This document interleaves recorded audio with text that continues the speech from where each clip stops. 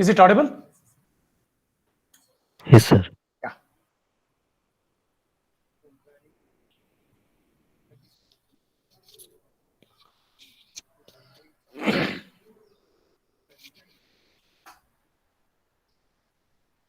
Sir, the video is not audible. You are audible, sir. Video is not audible? No, sir. Not at all. Huh? No, sir. Okay.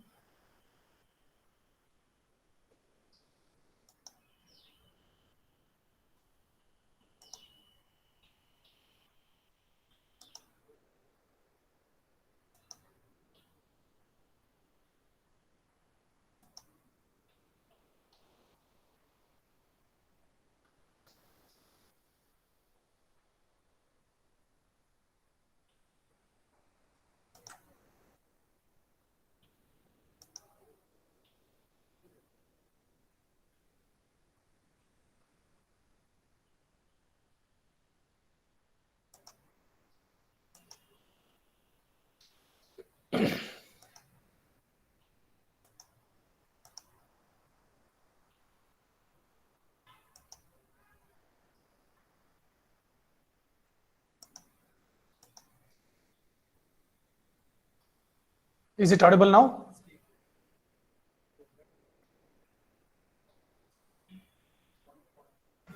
No, sir. No, sir. Huh? No. Okay.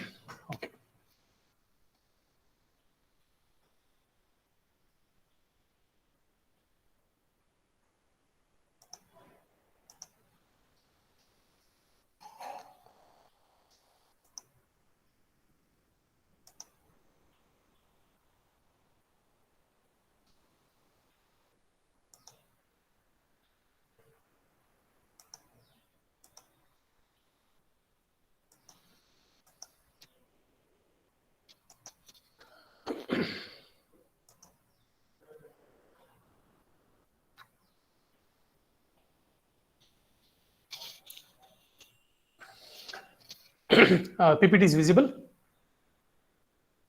Yes, sir. Yes, Yeah. sir. Okay. So I thought I have a recording was there. Okay. Okay. So today we will learn about one of the important blocks of the timer that is called as important block of the LPC2148 that is called as a timer. So timers are very powerful tool which makes the CPU free for doing many other things. If you look at the block diagram of the timers, this is where you can find the timers. Timers are also called as sometimes counters, and timers is also sometimes called as capture compare timers or capture compare counters. But we will understand these blocks as the timers in this session. So even though there are multiple jobs are there for these blocks, so we will focus in this session this block as the timers. So like LPC2148 provides GPU blocks, ADC, DAC, timers also finds number of applications in embedded systems. So before we understand the architecture of timers and how do we program the timers, let's understand why people have thought of timers in the systems. If you take just microprocessor like an 8086, 286, 386 or Pentium mini processor, timers are not there. Timers are not there in the microprocessors. But when it comes to the what is called as microcontrollers, timers, people think it's very essential. The moment I purchase a microcontroller, the first question I ask is how many timers they provide in the microcontroller chip. That much importance is for the timers. Let's understand the necessity of timers as a software programmer point of view. Now, let's say that I have to make this LED on and off every 1 second or every 1 minute. Because why? I want to use this LED as an activity LED in my project. That means that whenever the LED is blinking continuously at a particular interval, it always gives a feeling to the product, oh, the product is working. Whenever LED stop blinking, there is something wrong in the product or in the software is got hanged so that I can restart. So generally we use what is called as an activity LED. So whenever I want to make the activity LED working, that means that I have to make it on and off in a regular interval of time. Let's say that. How do you do that? I would have written this program. What is the program? So make the LED on. That is, I have connected P0.31 on LED. So then I'll just switch off the LED. So I will introduce an delay of 500 milliseconds here, 500 milliseconds. That is, every 1 second it blinks one time. So to implement the 500 millisecond, I would have written the program like this. I would have calculated 10,000 value for the given board, which I have used in the product. And calculating that 10,000 gives me 1 millisecond. So I have introduced 500 times, calling it, so that it's a 500 millisecond, that is half a second. Now, what is the problem in implementing the programs like this whenever you want to achieve time-related events? It's a time-related event because you want to LED to blink for a particular frequency. Let's say every 1 second, once it has to blink. Now, what is the problem in this in an embedded systems? Number one, as I indicated, CPU getting engaged in the execution. Look at this. CPU is engaged. You are making the CPU blocked. Because why? The moment you call delay MS, it will not come out of this function unless 500 milliseconds over. That means that till 500 milliseconds, the CPU is not free. It's engaged. It's completely engaged.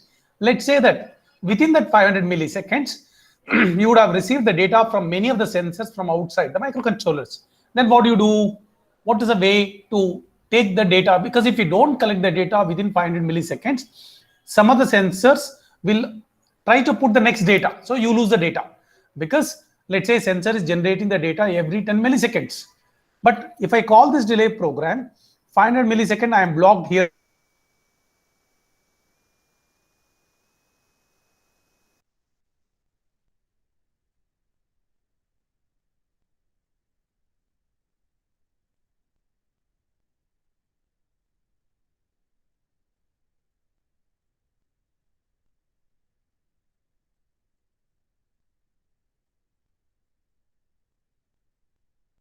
To the service the interrupts, then you get what is called 500 milliseconds. So then what will happen if you consider interrupts also in between, it's going there and coming back and all those things is happening. What will happen? The time calculation, whatever you've done in the program, will miss us. So you have to do a lot of manipulations. You have to take care of all those things. You should make sure that interrupt service routines are not bigger routines. It will not consume much time. Lot of headache will be there in the programmer to handle such things. So in general, I can put that whenever you rely on this type of delay programs, these delay programs are popularly called as software delay programs. When do you call a program as a software delay program? A program uses set of instructions and make it execute in a for loop or a while loop to produce a known given time or a known amount of time. That type of programs are called as software delay programs, because you're using the software instructions to produce a known amount of time. That's called software delay programs. Whenever you are going to use software delay programs, this problem will arise, or CPU getting engaged, or even if you're able to manage many things, you have to do a lot of calculations. You're supposed to do it. Now, the second disadvantage, let's look at it. I said, how do you calculate it 10,000? That means that I tried trial and error, and I've adjusted 10,000 for a given microcontroller board so that it will work exactly 500 milliseconds. And that too what? I have used a Keel compiler. In the Keel compiler, for the given board, this program produces 1 second blinking here. By chance, I don't use a Keel compiler. I use some other open source software compilers, and then I use it. There are a lot of other compilers also. It's not required that you would use always Keel compilers. So if I go for other tool chain and use other compilers, then if I run the same program, does it produces the same thing? I cannot guarantee. Because why? The conversion of the C language to assembly, it depends upon the compiler optimization and the compiler, the way you written the code and all those things. So when I port this application to other compiler, the timings may change. Again, I have to think, I have to rewrite something, I have to make an adjustment, I have to do it. Let's say I port this application to a new board. See, this I have fine-tuned for a given board. I'll change the board to some other board. Now, in some other board, when when I fine tune it, again, you depend upon what the clock frequency and other things. So that means that now this time, it depends upon the crystal frequency, 12 megahertz. So if I change the crystal frequency, let's say 12 megahertz or something else, so then also what will happen, this timings will change. That means that your program depends lot of other factors like a compiler, like the boards and everything. So producing accurate delays or counting of events is a challenge when you use software delays. Now, what is the challenge in front of me now? Am I audible?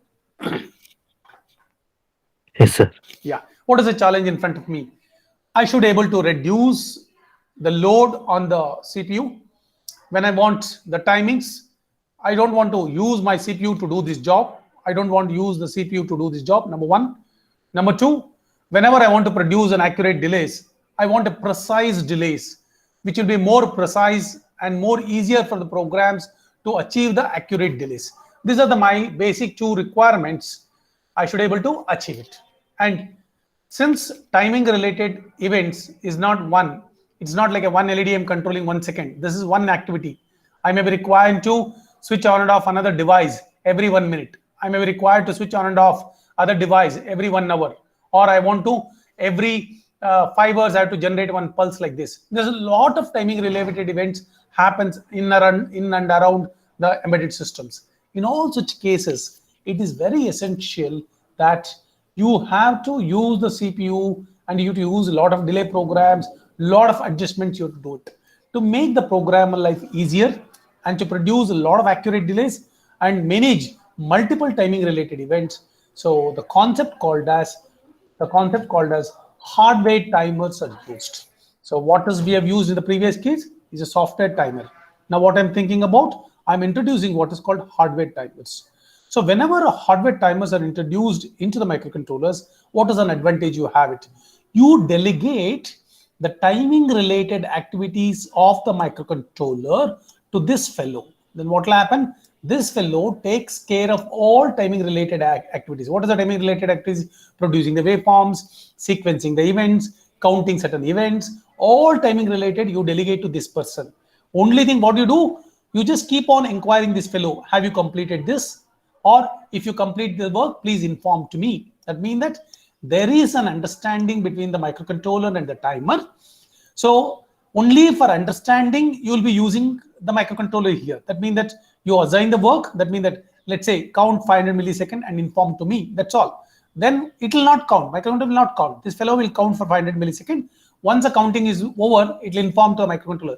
It's over. Now, till that time, microcontroller is free to do other jobs. So that is an advantage of delegating timing related works to the microcontroller. Let's say I want to count the number of people entering in a door. There are multiple doors are there. Then what I can do is I can just ask this fellow in the beginning, please count the number of people entering in the door. So I will collect the value at the end of the day. Then what will happen? You collect the sensor to here. This counter keeps counting the number of events which is happening outside. Let's say number of people entering the door. Now at the end of the day, at the 24 hours, after 24 hours, I just talk to this fellow, ask this fellow, please give me the count, how many people have entered, then I'll get the value here. That means that along with the microcontroller, this block can work independently and takes care of the certain things. Only thing is, it works under the supervision of microcontroller. Who is the boss? The controller is the boss. Timers are what? They are the subordinate systems to the microcontroller. Since these are the subordinate systems, the way it works, the way it has to behave, will be controlled by what? The microcontroller. That is why we these are called as programmable timers. In the sense what? You can feature, the different features of the timers can be programmed with the help of the microcontroller. So as a programmer now, it is essential for me to understand how to program these timers, what are the facilities available in the timer, what are the registers are available, how to produce an accurate delays, how I can use this to count certain events. All those things I should be able to learn as a programmer so that I can able to effectively use this block in my embedded systems. If I don't know the timers properly, then what will happen? You start continuing always using only the software timers, you are underutilizing the microcontrollers. When is the microcontroller is effectively utilized? You should know the working of every block. Then what will happen? you can use a microcontroller for doing multiple things, and the throughput of the system and effective usage of the microcontroller is very high. And the programs also looks very simple and easy to do the modifications. So now let's go and understand the timers, how the timers are used to produce accurate delays. Even though timers are used for multiple things, so let's focus this session only to produce accurate delays here. Now, so let's get into the details now. Now, if somebody asks, what are the applications of timers? I've listed 4 basic applications which are extensively used in most of the projects. Number 1, applications. You can use the timers along with the GPIO pins, because whenever you want to produce the timing related signals, timers will not have the pins to produce the waveforms. So I should couple the GPIO pins along with the timers and then instruct the arm to the timer properly, yes or no, and then use certain programming logics to generate the waveforms. So that generally when the timers are used, we also use certain GPIO pins. So the timers in combination with the GPIO pins, I can able to produce a lot of timing related activities. Number 1, I can use the timers to produce a repetitive waveform like that, so that any action which is repeatedly to be performed, like an activity LED, what I said, can be implemented using the timers. Number 2, I want to initiate an action after a known period of time. That means that after 2 hours, I should be able to initiate certain action. So then I can able to use the timers to implement such an actions, certain jobs like this. Then timers are also used the 3rd type of jobs. That means that I should be able to produce a pulse of a known duration. That means that every day at 2 o'clock, a machine has to be operated, and it has to operate for exactly 1 hour and then switch off the machine. Yes or no? Then in such cases, what will happen? I can use the timers to generate a pulse of this kind, which in turn controls a machine. The 4th application, the timers can also be used to count certain events which is happening outside. In that case, timers will receive the inputs from the pins provided to the microcontroller, so that I can count the events which is happening. So these are the certain functions or jobs of the timers. So exhaustive list of that I just included here. What are the exhaustive list? So to generate a precise delay programs, like a delay, whatever the software delay is there, we can implement a hardware delay programs. So interval timer for counting the internal events, to repeat an action after a known period of time, to initiate an action after a known period of time, to generate a precise pulse of a given duration, to trigger external time critical events. Operating systems use timers to schedule the different process threads and tasks. You know that in operating system, we use a word called tick sounds. Ticks, operating system ticks. Ticks means that that is a small timing information I'll get from the processor or a microcontroller. So which hosts the timers, which hosts the operating system. So that tick sounds will be the basic time unit, basic building block for me to initiate different actions, maybe to schedule the different process threads or tasks like that. So operating systems uses the timers to generate the tick sound. As a waveform generator, to generate a PWM signal to drive the servo motor or a DC motor.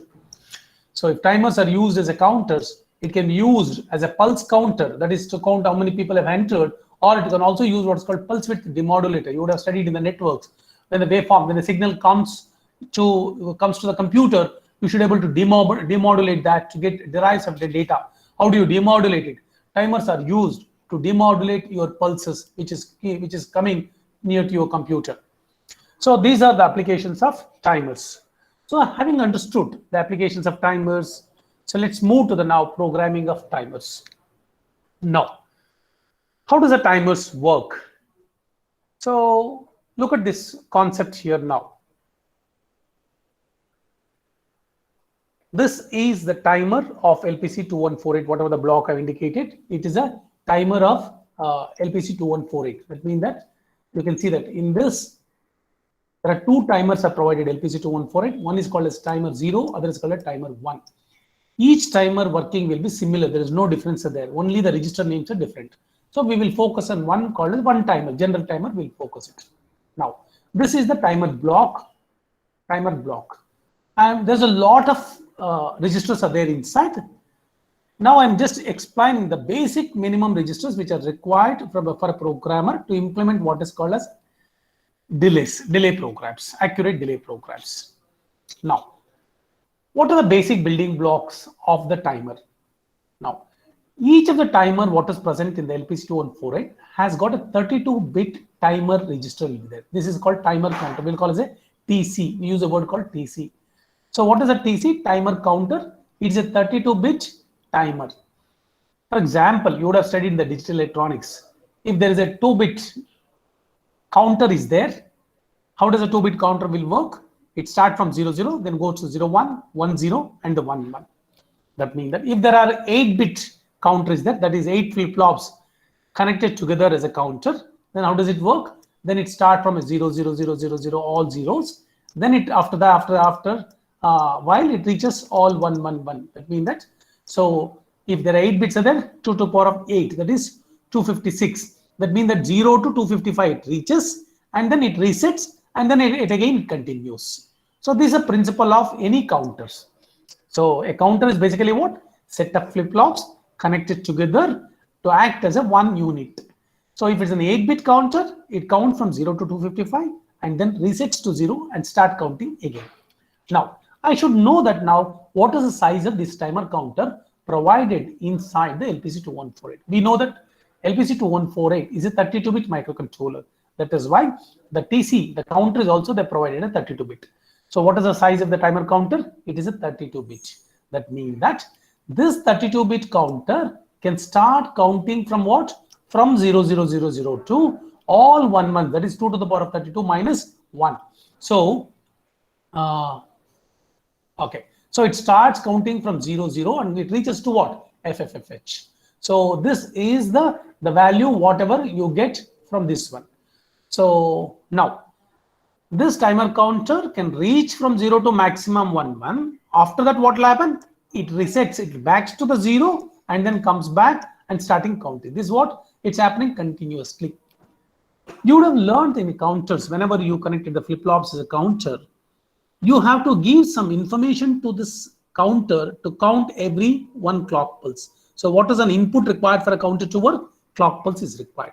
Clock pulse is the one which is a basic requirement for any counter. You would have used the switches or toggle switches in the lab. Yes or no? Every time you press the toggle switch one time, that means the counter was incremented by 1, 2, 3, like that you are seeing it. That means that clock input is an input to the counter to make the counter work. Now, so where do you get a clock? So then naturally comes into picture. So the peak clock, which is already available inside the microcontroller, is the clock pulse, which is also connected to the timer counters. So peak clock, which is connected here. So as soon as the peak clock is given here, every 1 clock pulse, it start counting the timer counter now. Good. So now we have understood the timer counter. Now, in the lab, you also said that whenever you are interested, you can enable the counter or disable the counter. That was you were doing in the hardware in the lab. Now, since this timer counter is present inside the microcontroller, there should be facilities there. There should be facility must be there for a programmer. Whenever he wants, he should start it. Whenever he should stop it. That is why the facility is there. So through a program, I can just start the counter. When I say through the program, what does it mean? That I am setting a particular bit in any one of the registers, which has been prescribed for this timer. In that register, if I set 1 bit, it starts a timer. Again, if the same bit, if I make it 0, let's say the bit, if I make it the bit is equal to 1, then what will happen? So the timer counter starts. So whenever I make the same bit is equal to 0, then what will happen? It stops here. So what is that register which is available? So that register we call as a what is called as a timer control register. So timer control register has got even though it's a 32-bit register, only few bits, 8 bits are used here. So in this, so one of the bit is available is for start the timer or stop the timer. So for example, the name of the register is called timer control register. In this, the first bit of that register, it's an 8-bit register. Even though all register 32-bit, there are certain registers are there. So which are only few bits are used. For example, in the timer control system, it's only 8 bits are used. So in this, the 1 bit, the first bit, D0 bit is used to what? Start or stop the timer. So whenever I write into this bit 1, that means that it starts the timer. Whenever I make this bit is equal to 0, then what will happen? It disables the timer. So that's how it works here. So now I understood that Timer counter is a 32-bit register or 32-bit counter which counts from 0 to 2 to the power of 32 minus 1. And each time counting requires a clock pulse which is taken from a peak clock. And I can, through the program, I can start the timer, I can stop the timer. Now the third question comes into picture. That is, first, we know that it's a clock is there. We know that I can start and stop the timer. Now what is the next concept? Third concept. How long you want to make the timer to count? How many clock pulses the timer should able to count? It depends upon the programmer. If the programmer wants to this timer counter count for exactly 500 and let us to stop it, programmer can take a decision. So how long this timer counter should count and after what time it has to stop, who has to decide? Programmer has to decide.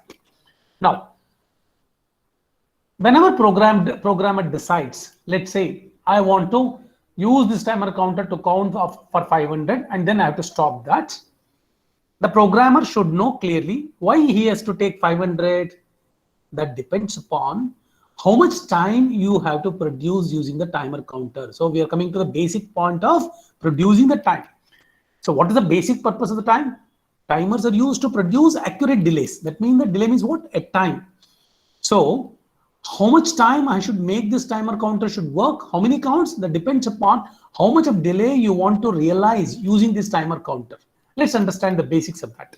Now, if I give one clock pulse, how much time does it require for the timer counter to count one? That means that let's say timer counter is 00 now. Let's say the timer counter has become 00 now. Completely it is 0 now. Now I want to increment the timer counter by 1. So that means that when does it increment from 0 to 1? Whenever one clock pulse is completed, it will increment from 0 to 1. What is the time required for that? That depends upon what is the frequency in the peak clock. Let us assume that peak clock is equal to 15 megahertz because we have learned in the previous sessions that 15 megahertz is a default peak clock value. So 15 megahertz. So for that I use a 12 megahertz crystal for LPC2148. If I assume peak clock is equal to 15 megahertz, then what is the time period for one clock? 1 by peak clock, that is 0.067 microseconds is the time it takes for the counter to reach from 0 to 1. Let's say that I want to use this timer counter to count 15,000 clock cycles. Let's say that means the timer counter I'm using to count 15,000 clock cycles. Then what is the time required for 15,000 clock cycles? How do we calculate? 15,000 into time period for one clock cycle. That is 15,000.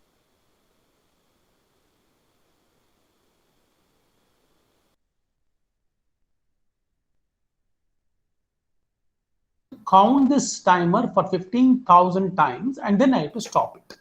So the moment I stop it, I should instruct the CPU, or the CPU can read this, can know this information. Then the CPU can take a decision further. That means the CPU knows that 1 millisecond is being completed. So this is the fundamental timing rules or timing principle of the timer counter. Now let's come to the next concept. So the programmer should instruct the timer counter or the timer block count for n number of clock cycle and please stop after that because that produces the known amount of time for me. So where does the programmer instruct the timer? How does the programmer instruct the timer? For that, what is called as match register is provided. So what is a match register? Match register is the register, 32-bit register, where you can load any value from 0 to 2 to the power of 32 minus 1. That is 0 to all 1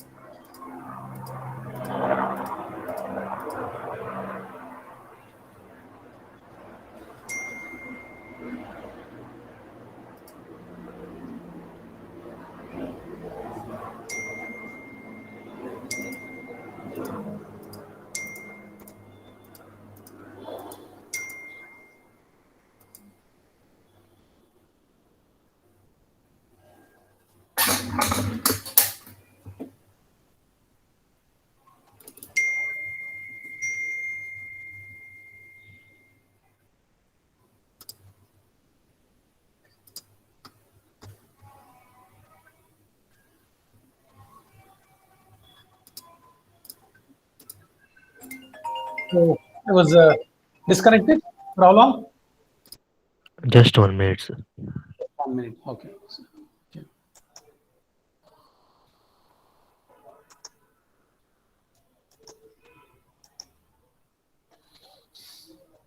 Can you just tell me where I stopped? Have I finished match register? Have I explained the match register? That you are doing now, sir. Huh? Now you are doing, sir, match register. Okay. So I was explaining that the match register was used to indicate to the timer how many clock cycles the timer counter should count. If I load into the match register 10,000, timer counter will count from 0, and when it reaches 10,000, it stops it. So match register is a facility given to a programmer to inform the timer how many clock cycles I require to realize the given delay. So, for example, if I load 15,000 in timer register in match register, I'll get 1 millisecond. Now, whenever the timer counter reaches the value what is present in the match register, then three things can happen. These three things all can be chosen, or any one can be chosen, or may not chosen any of the options. It is left to the programmer what among the three can require, what among the three is required for a particular job. Let us understand what are the three things can happen whenever the match happens. Number one, whenever the timer counter reaches from 0 to the match register value, you can instruct the timer, please stop the timer counter. That means that, so this is the one option is there. That means that I can program the timer whenever the timer counter reaches the match register value, please stop the timer. This is one option, option number one. Option number two. So whenever the timer counter reaches the match register, I can instruct the program through the program, reset the timer counter, that make the timer counter 0 and restart from 0 again automatically. So that also can be seen. So there is no question of stopping here. In this instruction, what does it say is that make the timer counter 0 and restart the counting. That is the second instruction I can give to the timer counter. What is the third option? Whenever the timer counter matches with the match register, I can instruct an interrupt can be generated so that it immediately branches to a small program which is already written and kept in the memory to do a particular job. For example, every 1 second, I should be able to toggle the LED, activity LED. What I can do is I can instruct the timer, please generate an interrupt every 1 second. That means that I load a proper value to the match register and I can instruct the timer, generate an interrupt. Then what will happen? You would have already written a program here to toggle a particular bit of a port. Then what will happen? The moment you get an interrupt, just toggle that port bit and then come back to the timer. So timer starts working again. So like this, without the CPU involvement, CPU just comes here once every 1 second, does this job and go back to its other job. So CPU is free to do many other things. So like that, you can use the interrupt to implement or to combine these activities with other jobs.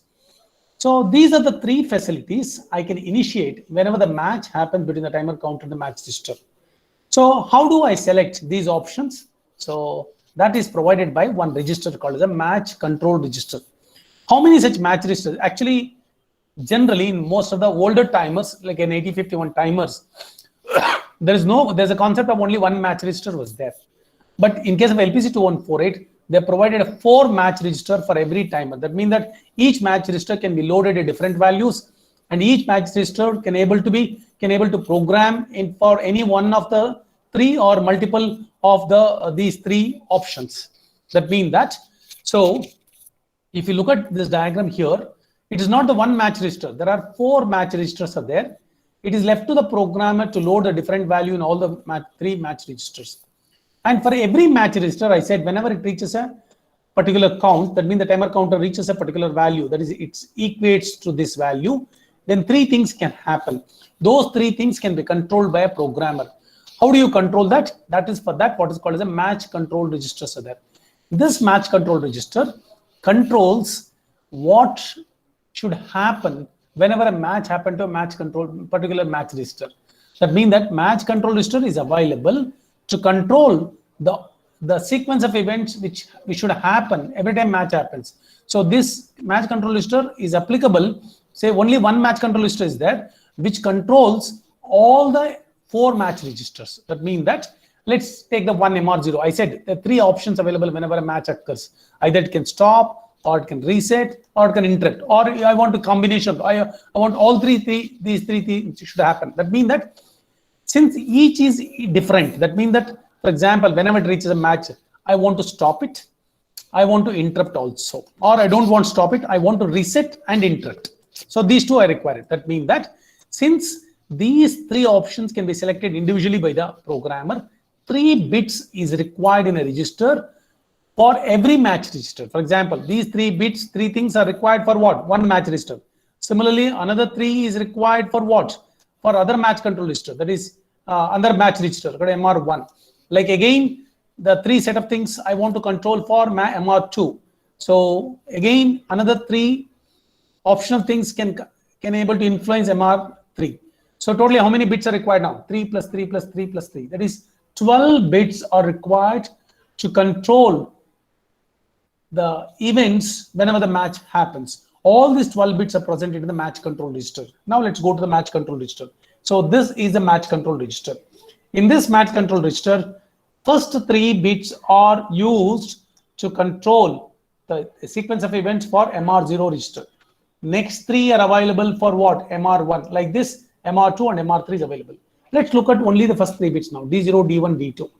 The first bit controls the interrupt. Whenever you make this bit is equal to 1, interrupt will enable, interrupt is generated whenever a match happens. Next, whenever you write 0 here, interrupt will not be generated. The second bit, reset. Whenever you make this bit is equal to 1, that means that whenever a match happens, automatically timer counter becomes 0. If it would have counted 15,000, it becomes 0 and starts counting again. Similarly, the last bit, yes, stop. Whenever you make this bit is equal to 1, it stops when it reaches a match, so that you wait for the CPU to know this information and initiate certain action. So whenever you make it 0 these bits, that means that that facility is deactivated. So since we require in the programs whatever we are going to develop now, only one match register I'm going to use, that is MR0 I'm going to use in the programs now. So now we have understood that there are 3 programmable registers are available inside the timer. The first is called as a timer counter register. So the value I can write into the timer counter register any value in the beginning. If I write 00, it starts counting from 0. If I write 25, it starts counting from a 25. So by default, generally it will be 00. And this timer control register, timer counter register is enabled or disabled using a timer control register. And the match registers are available to initiate. So how much counts the timer counter should be able to count. How does a match register is going to work? That will be controlled by what is called as a match control register now.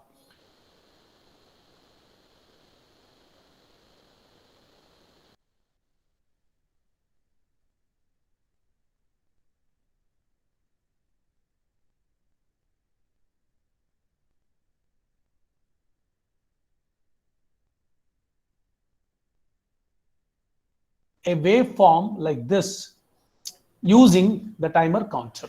So using the hardware timer, I want to produce this square waveform of 1 kilohertz. I have to produce it now. So we know that if the frequency required is 1 kilohertz, then what is an on time and off time? So on time will be half of the total time period of one clock cycle. Since it's a 1 kilohertz, time period is 1 millisecond. On time will be 0.5 millisecond. Off time will be 0.5 millisecond. Now I have to write a program. So now how do you start to write a program? So my program will be like this. So what is the program? So I'll just use some bit like P1.16 or some bit, any one of the bit I can use P1.16 bit, let's say, and I will set that bit. Then I'll call delay of 500 milliseconds. Then again I'll make the bit is equal to 0. I'll call the 500 millisecond. By doing this, what will happen? I'll get on for 500 millisecond, off for 500 millisecond.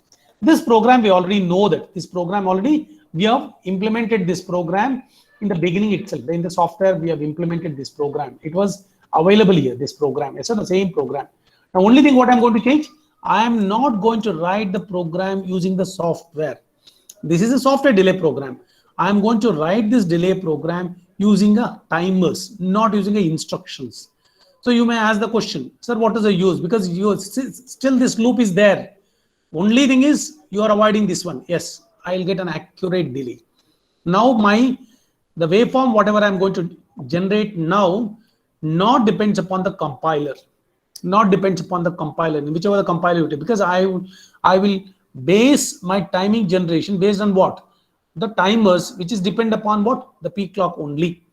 So whatever the crystal you use, whatever the compiler use it, make sure that if the peak clock setting is done properly, this delay program is always produces accurate delay of 500 milliseconds or whatever the value you give it in the as an argument. So Sir, are I you want to write presenting the ID? Can you repeat? Sir, we're still seeing the presentation. So if you're presenting the ID, then we can't see it. Okay. Now is it not changing? Presentation is not changing? Hello? It hasn't changed yet. So which screen it is there? Is this screen? We're seeing PPT Okay. now. Now which PPT? This PPT, is it a screen visible? Oh my. No screen is visible. Okay. I just missed it. Okay. So you should immediately tell me what is something happened like that. Okay. Okay, I'll just go to the entire screen. Okay. Okay.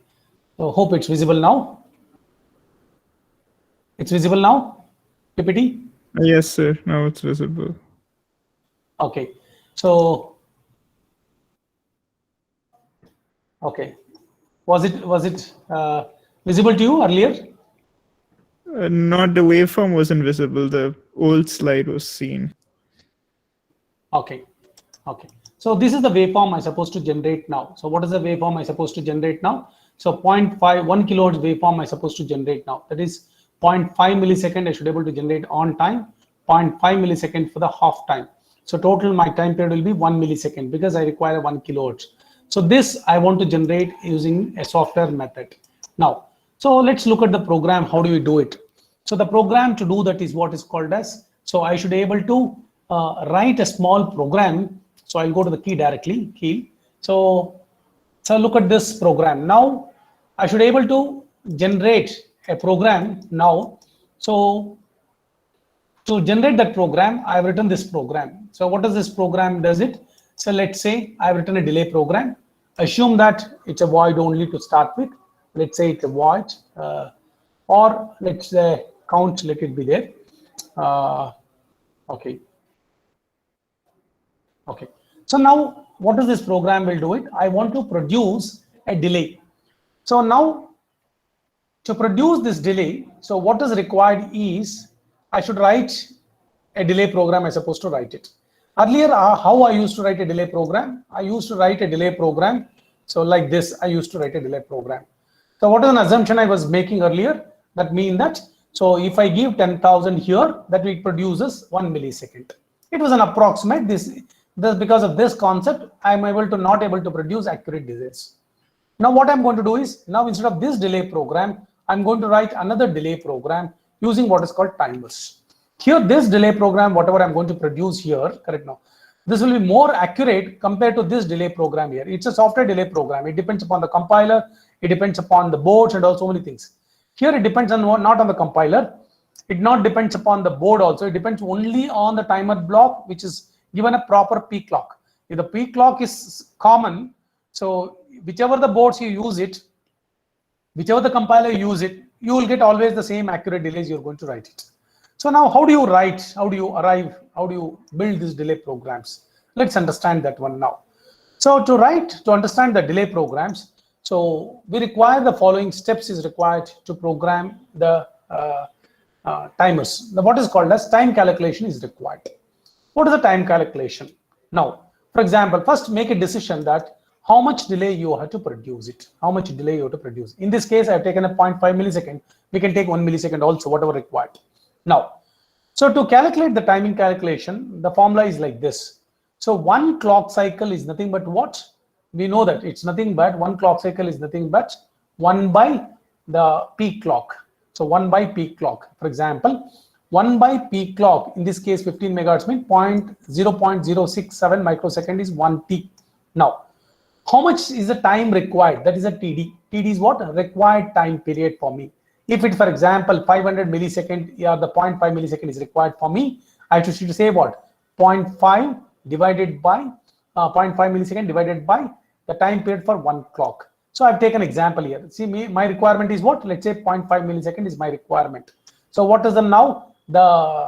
What is the value of the count now? So that means that how many clock cycles had to count to realize the 0.5 milliseconds. So that is nothing but 0.5 millisecond divided by 0.067 microsecond. I got 7462. So what is the 7462 says? 7462 is the count which I am supposed to load into my match register so that I can make the timer stop after exactly reaching the 7462. Why I have taken 7462? Because loading a 7462 for peak clock of 15 megahertz will give me exactly 0.5 millisecond. Let's say I don't want 0.5 millisecond. I want 1 millisecond itself. What is the count required? 1 millisecond. So divided by 0.067. That is nothing but what? So it is nothing but 7462 into 2. So if I multiply 7462 into 2, so what I will get? I will get the value for exactly 1 millisecond. So now I have understood the time calculation. Now I'll go to the program back now. So now I'm introducing this concept here to produce. So count, I want to produce the count, this delay program in terms of millisecond. Now what I'll do, I know that 7462 is for what? 0.5 millisecond. I'll say into 2. So I'll say something into 2. So 7462 into 2 is nothing but what? The number of clocks required to realize 1 millisecond. Now, this while loop, I'll repeat, depends upon how many milliseconds I require. If it's a 1 millisecond, I'll repeat this for one time. Now let's understand that after understanding the timing calculation, what is the programming concepts required here? Am I audible? Yes, sir. Yeah. So what is the first thing I have to do whenever I want to start the timer? So number one, you have to make the timer counter 00. That is, you have to make it start from 00. I will load 00 into that. Next, I said timer can be made what? Start or stop, enable or disable using a bit in a timer control register. Which bit? The last bit D0. So then what will I do? After loading 00, I'll start the timer by writing what? 1 into the last bit. So 1 means what? It goes into the D0 becomes 1. So I'll start the timer now. Now, I should wait in the while loop now because see, how does the CPU know? CPU knows whether it reaches the required value or not by 2-3 methods. One method, you can generate an interrupt. One method is automatically reset and start. So many methods are there. I will go to the last method. What is the last method? Stop after the timer counter reaches a particular count. I choose that option. How do I choose that option? I have to write into what is called as match control register. So what is a match control register? I said match control register is available to indicate for every match register how it should behave whenever it reaches a particular value. Now, so we know that. So in case of a match register, so the last bit. So let's go to the match control register. So the first for match register MR0, these are the 3 bits are available: D0, D1, D2. I don't want interrupt. I don't want reset. I want only to stop after it reaches a match. I want only this option D2. So that means that I have to make this bit is equal to D2 bit is equal to 1. All the remaining bits 0, 0. So when I make all the bits 0, 0, except the D2 bit is equal to 1, then what is the value you will get? It's nothing but a 4. So 0, 1, 0, 0, it becomes a 4. So then what I'll do is I will write 4 into the match control register. So whenever I write 4 into the match control register, it means that I'm instructing the timer whenever you reach to the value which is loaded in the match register, please stop the timer. So now I have written this is required in the before you start counting, it's required. So I've loaded now. I loaded what? The required number of clocks to count, how it has to behave whenever it reaches the match value. I loaded here. Then I just made it 0. I started the timer. Now in the program, I'll wait till it reaches the match value. After it reaches the match value, I know that it stops. So I'm checking for the value T0 TC, that is which start counting from 0, 1, 2, 3 like that. Whenever it is equal to MR0, it should come out of the loop. If it is not equal, let's say, so if it is, that's why I take an invert sign. Invert sign. What does it mean that? So whenever it is equal, I'll break out of the while loop. When it is not equal, I'll be there in the while loop. So I'll be waiting in the while loop till it reaches that. Whenever it reaches the equal value, it comes out of the while loop. Then what I'll do, I'll stop my timer. So I will immediately, what I'll do is I'll stop the timer. T0 T0 is equal to 2. Stop the timer. Now what, this is my program, delay program. So now each time, how many times I'll repeat depends upon how many seconds you want, how many milliseconds you have to produce it. Now my program is ready. Now look at this program. I have not used delay MS now. I've used what? I have not used delay MS. I've used delay. So delay is hardware delay program. Delay MS is what? Software delay program. So now I want to produce 1 kilohertz waveform. Or let's say if I say 1 millisecond means it is a 2 kilohertz waveform. So I'll say 1 millisecond. That means that on time will be 1 millisecond. Off time will be 1 millisecond. That will be 500 hertz. It's a 500 hertz waveform. I'm producing it. So because I've written this program for minimum of what? 1 millisecond. So now I'll run this program. Just 2 minutes. I'll take it. So I'll run this program now. So now after running that program, so I will just go to the debugger. I'll go to the debugger. So now I have written this for P0.16. I have written here for the program to work on it. Now I have pulled the timer block in this here. So you can just see here for a moment.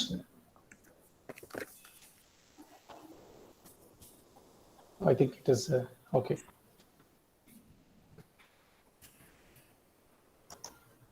Okay, I think I can continue the next class. I think it is stopped, keyless stop. So I'll continue the second class. So tomorrow there is a first ever Soumya Madam class I'll be taking. I'll continue that. So I'll stop sharing.